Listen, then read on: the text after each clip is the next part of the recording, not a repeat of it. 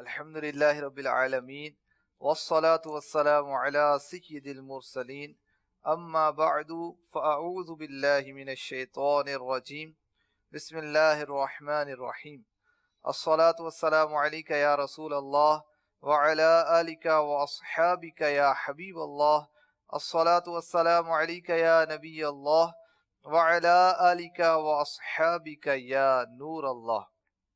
پیارے آقا دو عالم کے داتا صلی اللہ علیہ وآلہ وسلم پر درود و سلام پڑھنے کی بڑی برکتیں ہیں۔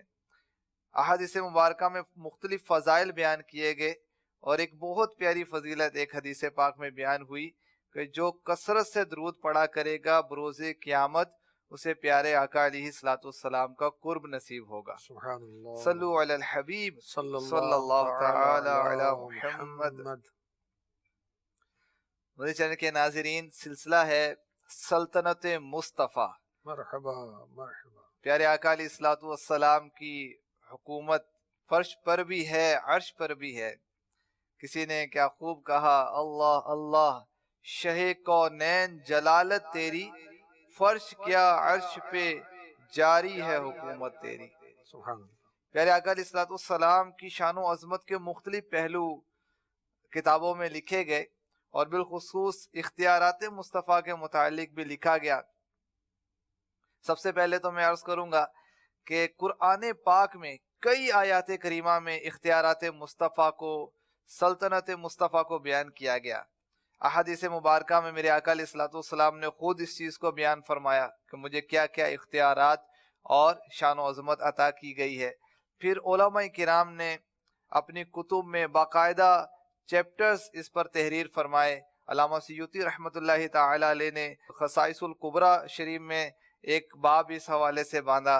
اسی طرح امام اہل سنت سیدی اعلیٰ حضرت رحمۃ اللہ تعالی علیہ نے ایک رسالہ تحریر فرمایا، الامن والعلا لناعت المصطفیٰ بدافع البلا، یعنی پیارے آقا علیہ الصلوۃ والسلام دافع البلا ہیں، بلاؤں کو دور فرمانے والے ہیں۔ بے شک۔ یہ مستقل ایک شاندار رسالہ تحریر فرمایا۔ فتاوی رضویہ شریف کی 30ویں جلد میں یہ رسالہ آپ اس کا مطالعہ کر سکتے ہیں۔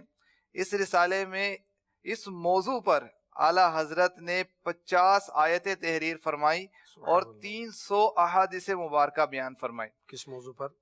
پیارے آقا علیہ الصلوۃ والسلام دافع البلا ہے، اس کے ضمن میں کہ غیر خدا کو یہ اختیارات دیے گئے ہیں، پیارے آقا علیہ الصلوۃ والسلام کی شان و عظمت، تو جو اس سے متعلقہ اس چیز کے ثبوت پر آیات مبارکہ تھیں اور احادیث مبارکہ، تو 50 آیتیں اور 300 احادیث مبارکہ اس پر ذکر کی۔ اور پھر جب یہ رسالہ اختتام کی طرف، آگے کی طرف بڑھا، تو اعلیٰ حضرت نے ایک ضمنی رسالہ اس میں تحریر فرمایا۔ اس کا نام ہے منیت اللبیب ان التشریع بید الحبیب، یعنی عقل مند کا مقصد کہ پیارے آقا علیہ الصلوۃ والسلام احکام شریعت کے مالک ہیں۔ اس میں اختیارات مصطفیٰ کی اس جہت کو بیان کیا کہ میرے آقا علیہ الصلوۃ والسلام جس کے لیے جو چاہے حلال فرمائیں، جو چاہے حرام فرما دیں۔ اللہ کے عطا سے ماشاءاللہ اللہ پاک نے اپنے محبوب کو یہ شان و عظمت عطا فرمائی۔ اور اس ضمن میں اعلیٰ حضرت نے احادیث مبارکہ سے 22 واقعات کو اس رسالے میں تحریر فرمایا۔ ماشاءاللہ۔ اور اسی رسالے میں اعلیٰ حضرت نے اپنے ایک اور رسالے کا ذکر کیا، سلطنت المصطفیٰ فی ملکوت کل الورا۔ یہ رسالہ بھی اعلیٰ حضرت نے لکھا اور سلطنت مصطفیٰ کے نام سے مفتی احمد یار خان نعیمی رحمۃ اللہ تعالی علیہ انہوں نے بھی ایک مستقل رسالہ لکھا اور اس عنوان پر اس چیز کو بیان کرتے ہوئے 13 آیات مبارکہ ذکر کی اور 40 احادیث مبارکہ اختیارات مصطفیٰ کے بیان میں آپ نے ذکر فرمائے۔ اللہ پاک ہمیں نبی پاک علیہ الصلوۃ والسلام کی سچی پکی محبت نصیب فرمائے۔ تو سلطنت مصطفیٰ کے متعلق مزید ہم آج اس سلسلے میں سنیں گے۔ چلتے ہیں نگران پاکستان حاجی محمد شاہد اتاری سلمہ الباری کی جانب اور سوال و جواب کا سلسلہ شروع کرتے ہیں۔ سیدی، آج اختیارات مصطفیٰ کے کس پہلو کو بیان کیا جائے گا؟ میرے آقا علیہ الصلوۃ والسلام کو اللہ تبارک و تعالیٰ نے مالک بنایا، احکام تکوینیہ کا بھی، احکام تشریعیہ کا بھی۔ یعنی اس کی وضاحت آپ نے پچھلے سلسلے میں کی تھی تو جو شرعی احکامات ہیں اس میں کسی کے لیے آپ نے کچھ حلال کر دیا تو وہ حلال ہو گیا، کچھ حرام کر دیا تو حرام ہو گیا، حالانکہ سب کے لیے حرام تو فلاں کے لیے حلال تو اس کے لیے حلال ہو گیا، جو فرما دیا وہ ہو گیا اللہ کی عطا سے۔ بخاری شریف میں بڑا پیارا واقعہ ہے، میں فیضان رمضان امیر علیہ سنت کی جو کتاب ہے اس سے یہ عرض کر رہا ہوں۔ یہ حدیث نمبر ہے 1936۔ ایک صحابی بارگاہ نبوی میں حاضر ہوتے ہیں، عرض کرتے ہیں یا رسول اللہ صلی اللہ تعالی علیہ وسلم، میں نے رمضان کے روزے کی حالت میں اپنی عورت سے یعنی اپنی وائف سے قربت کی، میں ہلاک ہو گیا۔ فرمایا اب میں کیا کروں؟ میلاد والے مصطفیٰ آخری نبی پیارے نبی محمد عربی صلی اللہ علیہ وسلم نے فرمایا غلام آزاد کر سکتے ہو؟ عرض کی نہیں کر سکتا۔ فرمایا کیا متواتر 2 ماہ کے 2 منتھ کے روزے رکھ سکتے ہو؟ عرض کی نہیں۔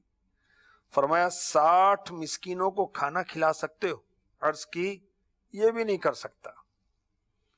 اتنے میں بارگاہ رسالت میں کسی نے کچھ کھجوروں کا ہدیہ یعنی گفٹ پیش کیا۔ میرے پیارے نبی صلی اللہ علیہ وآلہ وسلم نے وہ ساری کھجوریں اس صحابی کو عطا فرمائیں، فرمایا انہیں خیرات کر دو، تمہارا کفارہ ادا ہو جائے گا۔ عرض کی اللہ پاک کی قسم، مدینہ پاک میں میرے گھر والوں سے بڑھ کر کوئی خاندان محتاج نہیں۔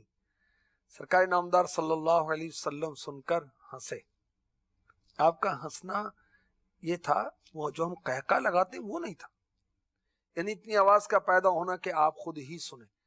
مسکراہٹ تو میرے آقا علیہ الصلوۃ والسلام کے لبوں پر جاری رہتی تھی، سبحان اللہ، جس کی تسکین سے روتے ہوئے ہنس پڑے، اس تبسم کی عادت پہ لاکھوں سلام۔ اللہ ہمیں بھی عادت نصیب کرے، سنت کی نیت سے مسکرانا۔ گھر میں مدنی ماحول بن جائے گا انشاءاللہ، آفس میں اچھا ماحول بن جائے گا۔ یہ ماتحت آپ کہتے ہیں قابو نہیں آتے ذرا روب دکھانے، نہیں آپ مسکرائیں قابو میں آئیں گے انشاءاللہ، اور خود آپ کی صحت بھی اچھی رہے گی۔ بہرحال میرے آقا علیہ الصلوۃ والسلام ہنسے، یہاں تک کہ مبارک دندان، سبحان اللہ، چٹے دند موتی دیاں ہن لڑیاں، ہائے ہائے، وہ چمکنے لگے۔ کیا فرمایا؟ اطعمہ اہلک، اپنے گھر والوں کو ہی کھلا دے، تیرا کفارہ ادا ہو جائے گا۔ سبحان اللہ۔ مدیجہ کے ناظرین، یہ ایک دنیا کا انوکھا کفارہ کہ ایک شخص سے خطا ہو رہی ہے اور کفارے میں بارگاہ رسالت سے عطا بھی ہو رہا ہے اور اس کو خود ہی استعمال کرنے کی اجازت مل رہی ہے اور کفارہ بھی ادا ہو رہا ہے۔ سبحان اللہ۔ اس حدیث پاک کی شرح میں جو علماء کرام نے بیان کیا وہ کچھ عرض کرتا ہوں۔ کفارے میں ترتیب معتبر ہے، یعنی سب سے پہلے اگر غلام آزاد کر سکتا ہے تو غلام آزاد کرے، اگر غلام نہیں ہے تو 2 ماہ کے مسلسل روزے رکھے، اور اگر یہ بھی ناممکن ہے تو 60 مسکینوں کو کھانا کھلائے۔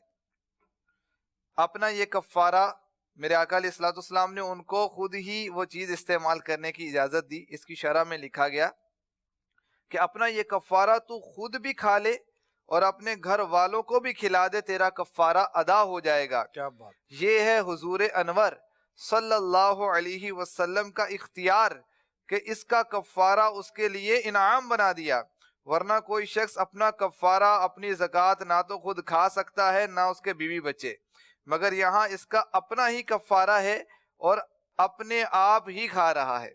سبحان اللہ۔ اور نزہۃ القاری میں اس حدیث پاک کے تحت لکھا، حضور اقدس صلی اللہ علیہ وسلم کو یہ اختیار حاصل ہے کہ وہ جسے چاہیں جس حکم سے جدا فرما دیں، مسکینوں کو کھلانے کی بجائے خود کھانے اور اپنے اہل و عیال کو کھلانے کا حکم دیا۔ مزید یعنی ایسا کفارہ آج کوئی ادا نہیں کر سکتا، وہ میرے آقا علیہ الصلوۃ والسلام نے خاص اس صحابی کے لیے روا فرمایا، جائز فرمایا نا۔ جی، یہ سنن ابی داؤد میں امام شہاب الدین زہری رحمۃ اللہ تعالی علیہ سے مروی ہے کہ یہ خاص ان صحابی کو اجازت دی گئی تھی اور کسی کے لیے یہ کفارہ اس انداز سے نہیں ہے۔ مفتی اعظم ہند رحمۃ اللہ علیہ کے اشعار کچھ پڑھتا ہوں۔ تم پر لاکھوں سلام تم پر لاکھوں سلام، نور علم و حکمت والے، نافذ جاری حکومت والے، رب کی اعلی خلافت والے،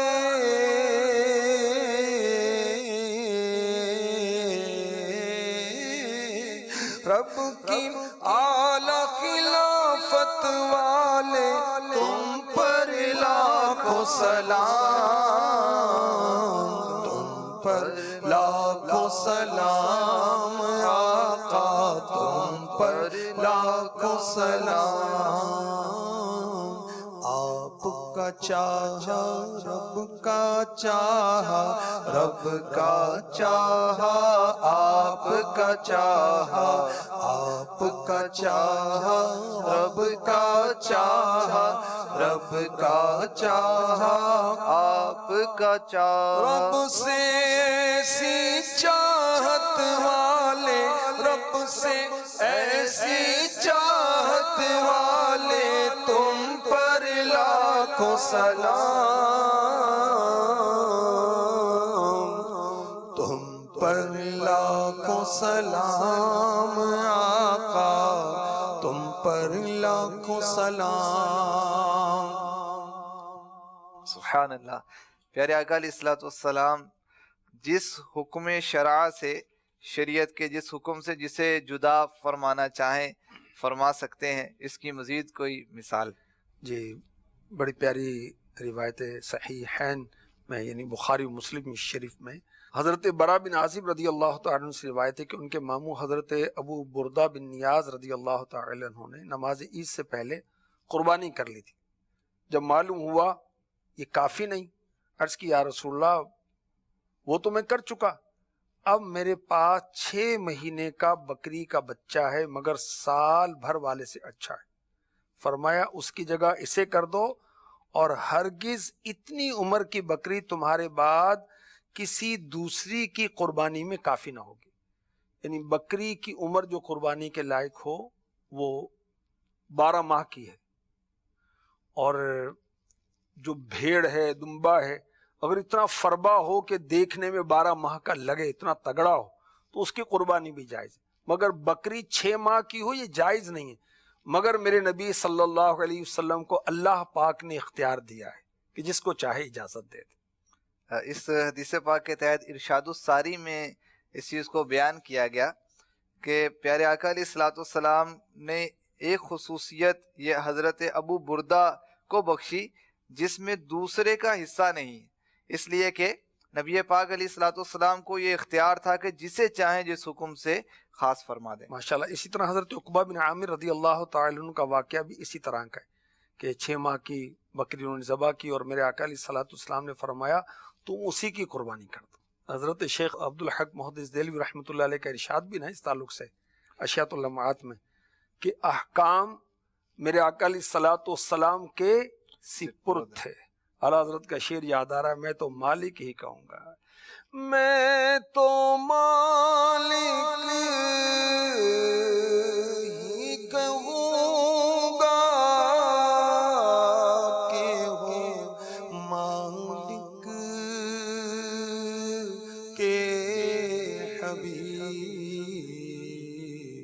یعنی محبوب و محب میں نہیں میرا تیرا۔ اختیارات مصطفیٰ کے تعلق سے حضرت خزیمہ رضی اللہ تعالی عنہ، ان کا واقعہ بھی بڑا عشق بھرا اور اختیارات مصطفیٰ کو ظاہر کرنے والا، سلطنت مصطفیٰ کو ظاہر کرنے والا، حکومت مصطفیٰ کو ظاہر کرنے والا ہے۔ ہوا یوں کہ میرے آقا علیہ الصلوۃ والسلام نے ایک اعرابی سے، عرب کے دیہاتے سے گھوڑا خریدا۔ اس نے بیچ تو دیا، بعد میں اس نے انکار کر دیا، یعنی مکر کیا بیچنے سے۔ اس نے کہا کہ میں نے آپ کو گھوڑا بیچا تھا، اس کا گواہ کہاں ہے؟ اب جو بھی مسلمان آتا اس دیہاتی عربی کو جھڑکتا، خرابیوں تیرے لیے رسول پاک صلی اللہ علیہ وسلم حق کے سوا کیا فرمائیں گے؟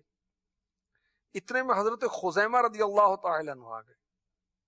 اور گفتگو سن کر کہا میں گواہی دیتا ہوں اے دیہاتی، اے اعرابی، تو نے حضور سے گھوڑا خریدا ہے۔ میرے آقا علیہ الصلوۃ والسلام نے فرمایا تم تو موجود ہی نہیں تھے، تم نے گواہی کیسے دی؟ اب سنیے جواب کیسا ہے صحابی رسول کا۔ عرض کی اے اللہ کے رسول، میں آپ کی تصدیق سے گواہی دے رہا ہوں، میں حضور کے لائے ہوئے دین پر ایمان لایا ہوں، اور میں نے یقین جانا کہ حضور حق ہی فرمائیں گے۔ آپ آسمان کی زمین کی خبریں دیتے ہیں، میں حضور کی تصدیق کرتا ہوں، کیا اس دیہاتی عربی کے مقابلے میں آپ کی تصدیق نہیں کروں گا؟ یہ سننے ابی داؤد شریف اور بہت ساری حدیث کی کتابوں میں یہ روایت موجود ہے۔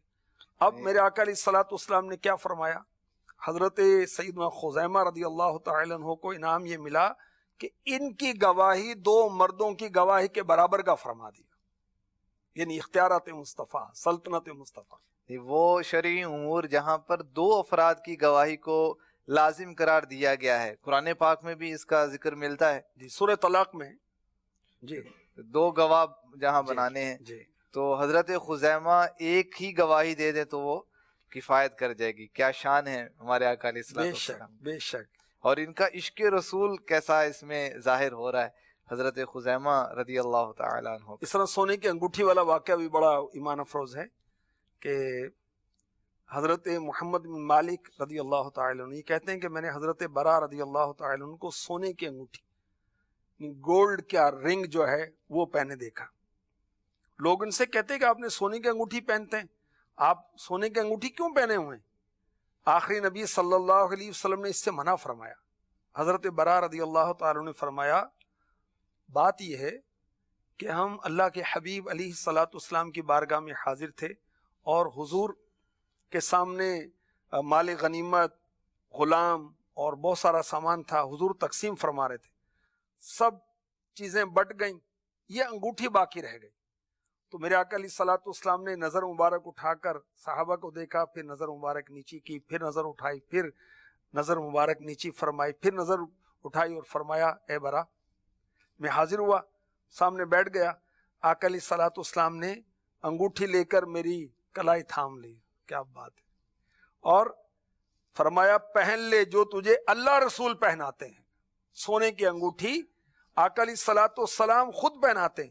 اب راوی کہتے ہیں کہ حضرت برا بن عازب رضی اللہ تعالی عنہ صحابی رسول کہتے ہیں تم مجھے کیسے حکم دیتے ہو میں اس انگوٹھی کو اتار دوں جس کے بارے میں میرے نبی نے فرمایا پہن لے جو کچھ تجھے اللہ اور رسول پہناتے ہیں۔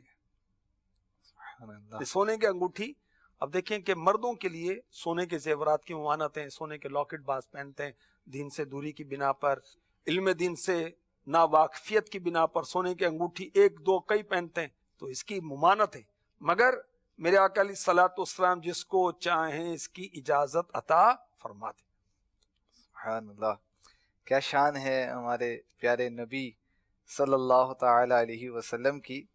امام اہل سنت اعلیٰ حضرت رحمت اللہ تعالی علیہ کیا خوب لکھتے ہیں، وہ زباں جس کو سب کن کی کنجی کہیں اس کی نافذ حکومت پہ لاکھوں سلام۔ سبحان اللہ۔ ہمارے آقا علیہ الصلوۃ والسلام کو ایسی حکومت دی گئی کہ احکام شریعت میں بھی آپ جس کے لیے جو چاہیں جائز کر دیتے ہیں یا منع فرما دیتے ہیں۔ نبی پاک علیہ الصلوۃ والسلام احکام شریعت کے مالک تھے۔ بے شک۔ اس حضرت حوالے سے سراقہ بن مالک رضی اللہ عنہ کا واقعہ، جنہوں نے قبول اسلام سے پہلے جب ہجرت ہوئی میرے نبی کی مکے سے مدینے کی طرف تو پیچھا کیا تھا 100 اونٹوں کے انعام کی لالچ میں، اب اسلام قبول نہیں کیا تھا، اور میرے آقا علیہ الصلوۃ والسلام نے جب دعا کی تو زمین کو حکم دیا، یہ بھی سلطنت مصطفیٰ کا ایک وہ معاملہ ہے اور اس کا بھی ایک مدنی پھول کہیں اس کو، اور اس کی بھی ایک جھلک ہے۔ زمین کو حکم دیا تو زمین نے سراقہ بن مالک کو پکڑ لیا، اب یہ التجائیں کرنے لگے، حضور نے پھر اجازت دی تو زمین نے چھوڑ دیا، پھر یہ آگے بڑھے کیونکہ لالچ بہت بڑا تھا کہ 100 اونٹ ملیں گے۔